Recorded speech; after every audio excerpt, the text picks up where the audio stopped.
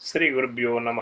ఓం నమో భగవతి వాసుదేవాయ. భగవద్గీత చతుర్దశోధ్యాయ గుణత్రయ విభాగ యోగము నుండి ఈవేళ మనం 16వ శ్లోకాన్ని పరిశీలన చేసుకుందాం.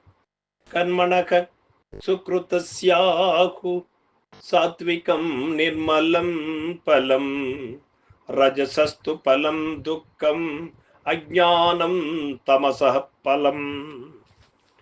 భగవానులు చెబుతూ ఉన్నారు, అర్జున, సాత్వికమైన కర్మములకు లేక పుణ్య కార్యములకు సత్వగుణ సంబంధమైన నిర్మల సుఖము ఫలమనియు, రజోగుణ సంబంధమైన కర్మమునకు దుఃఖము ఫలమనియు, తమోగుణ సంబంధమైన కర్మకు అజ్ఞానము ఫలమనియు ఇక్కడ మనకు పెద్దలు తెలియచేస్తూ ఉన్నారు అనుభవపూర్వకంగా.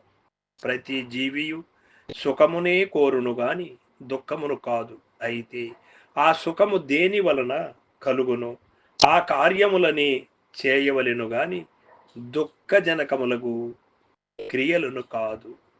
నిర్మలమగు అనగా రజస్ తమస్త సంపర్కము లేని సుఖము దేని వలన కలుగును అన్నప్పుడు సాత్విక కర్మచే దుఃఖము అజ్ఞానము దేని వలన కలుగును? రాజసిక తామసిక కర్మలచే అని భగవానుడు నుడివిరి. కాబట్టి విజ్ఞుడగు వాడు సాత్విక కర్మలని అనుసరించుచు రాజసిక తామసిక కర్మలను త్యజించి వేయవలెను. నిప్పులో చేయి పెట్టిన కాలునని తెలిసిన వాడు మరల దాని చెంతకు పోవునా? అట్లే రాజస తామస కర్మలకు దుఃఖము అజ్ఞానము ఫలములని భగవానుడు తెలుపుటచే వారి వాక్యములందు పరిపూర్ణ విశ్వాసముంచి అట్టి కర్మలను వదిలిపెట్టి సుఖప్రదములకు సాత్విక కర్మములని ఆశ్రయించవలెను. ఇట్లు గావించి క్రమముగా సాధన యొక్క పరిపక్వతని ఆ సత్వగుణమును కూడా దాటి గుణాతీత పరమాత్మ స్థితిని చేరుకొనవలసి ఉన్నది. ఆ స్థితి యందు సాత్విక సుఖమును కూడా దాటి వైచి గుణ సంపర్కము లేని కేవల ఆనందముని అనుభవించును. రజస్తు ఫలం దుఃఖం.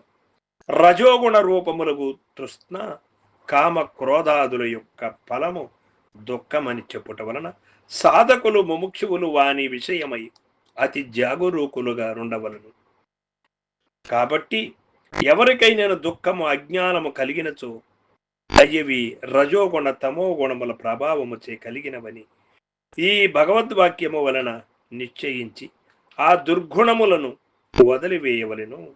దుఃఖ నివారణకు సుఖప్రాప్తికి ఇది తప్ప వేరొక ఉపాయమెద్దియూ లేదు.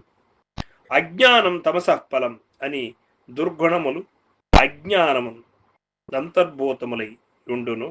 కావున రజోగుణ ఫలముకు దుఃఖమును ఈ అజ్ఞానమందిమిడియే ఉన్నదని గ్రహించవలెను. కావున ఇది అత్యంత ప్రమాదకరమై ఉన్నది. ముముక్షువులెవరును దీనిని కూడా దరికి చేర్చరాదు. సాత్విక కర్మకు ఫలమేమి? నిర్మల సుఖము. రాజసిక కర్మకు ఫలమేమి? దుఃఖము. తామసిక కర్మకు ఫలమేమి? అజ్ఞానం. కాబట్టి దుఃఖము తొలుగుటకు సుఖము సంప్రాప్తించుటకు ఉపాయమేమి అన్నప్పుడు రాజసిక తామసిక కార్యములను త్యజించి సాత్విక కార్యములని ఆశ్రయించవలెను. సాత్విక కార్యములను ఆశ్రయించేటువంటి వాడు, సాత్విక కర్మములలో శ్రేష్ఠుడైనటువంటి వాడు